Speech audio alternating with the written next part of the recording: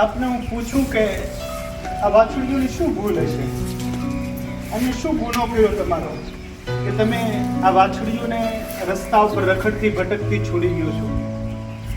અને શું ભૂલ છે અને શું ગુનો કર્યો કે એની માની વિરહની વેદનામાં અને તમે આમ તડપતી રસ્તા ઉપર છોડી ગયો છો?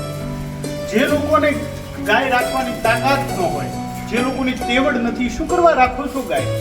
તમારે વાછડા વાછડીને રાખવા નથી, રસ્તા પર રખડતા ભટકતા મૂકી દો છો.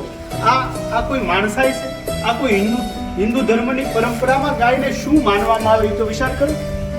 સનાતન ધર્મમાં આ પૂજનીય છે. જો આની વિરહની આની વેદના તો જો આ મા વગરનું કઈ રીતનું જીવન વિતાવે છે. આ નાના વાછડુઓ જુઓ, હમણાં 3-4 દિવસ પહેલા એક વાછડી લાવ્યા. એ વાછડી એટલી બધી ભૂખી ને તરસી હતી, એટલી બધી તમે આને જોઈ શકો છો. આ ગાય માતા ભૂખી ને તરસી રસ્તા ઉપર રખડી ભટકીને પોતાનું જીવન ગુજારતી હતી. આ વાછડીને લાવ્યા, બિચારી કાંઈ પણ ખાઈ ન શકે અને પોતાનું જીવન આજ પૂર્ણાહુતિ થઈ ગયું આ વાછડીની. આવી જ રીતે તમે શું કરવા પાપની કમાઈ કરો છો? જે લોકો ગાય ન રાખી શકતા હોય, ગાય રાખવાનું બંધ કરો ભાઈ બહેનો. આપને હું પ્રાર્થના અને વિનંતી કરીને કહું, એક સાધુ તરીકે તમે ગાયને ન સાચવી શકો, એની વાછડા વાછડીને ન રાખી શકતા હો તો શું કરવા રાખો છો?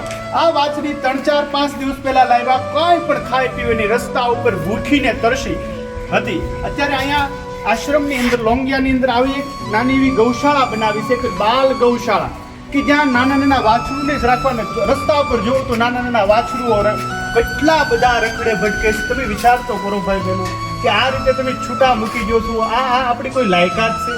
આપણે આ સનાતન ધર્મને આપણે કેટલા પૂંજીએ છીએ ગાયને, અને આપણે આમ તેમ છોડી દઈએ. આ વાછડી જો પોતાનું જીવનને સમાપ્ત કરી દીધું, ભૂખીને તરસી.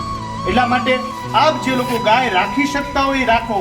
બાકી જો તમારે ગાયને વાછડીને છૂટા મૂકવા હોય તો આનું પુણ્ય તો થતા થશે, પણ જો આનું પાપ તમને નડશે ને તો તમારી પેઢીઓ સુધી તમને શાંતિથી જપવા નહીં દે.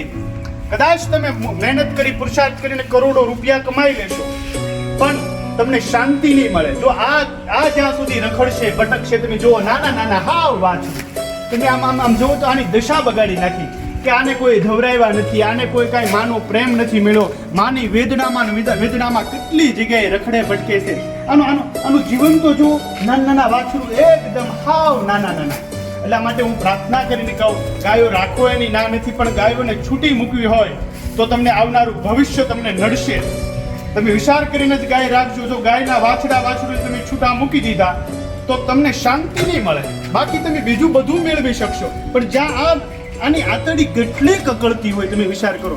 આ ગાયે તો પોતાનું જીવનને સમાપ્ત કરી દીધું, ભૂખીને તરસી દો. બાકી કોઈ જાતની કાંઈ તકલીફ નહોતી આને. પણ આમ જુઓ, તમે આમ જોઈ શકો છો. એટલા માટે આપ બધાને હું કહું છું કે આ વિડીયાને એટલો બધો શેર કરો, આ એક વ્યક્તિ સુધી પહોંચાડો જે લોકો ગાયો પાળે છે, ગાયો રાખે છે, અને તેવડ હોય તો જ રાખો. નકર બાકી ગાયને તમે અમુક જગ્યા પર જે આશ્રમમાં રાખતા હોય ને આપી દો. પણ તમારે ભવિષ્યમાં વાછડા વાછડી છૂટા કરવા હોય તો તમે ગાય પ્લીઝ મહેરબાની કરીને ન રાખો. જો આ માતાજી પોતાનું જીવન સમાપ્ત કરી દીધું, ભૂખ્યા ને તરસ્યા, બાકી કોઈ જાતની કાંઈ તકલીફ નહીં. એટલા માટે દરેક સનાતનીઓને, ગૌ પ્રેમીઓને મારી પ્રાર્થના છે કે આ વિડીયાને તમે એટલો બધો શેર કરો, લોકો સુધી લઈ જાઓ કે પોતે ગાય રાખે તો વ્યવસ્થિત રીતે રાખે. આની આ ગાય તમને સુખ અને શાંતિ આપી શકે એટલી તાકાત છે આપણી સનાતન ધર્મમાં, હિન્દુ ધર્મમાં. પણ જો ગાય ભૂખી રહી ગઈ, દુઃખી થાય તો એકે મેળના નહીં રહેવા દે. એટલા માટે યાદ રાખજો, ગાયની સેવા થાય એટલી કરો, પણ રસ્તા ઉપર રખડતી ભટકતી ન મૂકે. નાના વાછરુને છૂટા મૂકી દે. આ કઈ જાતનો ન્યાય તમે વિચાર તો કરો. ભલે. જય ગૌ માતા.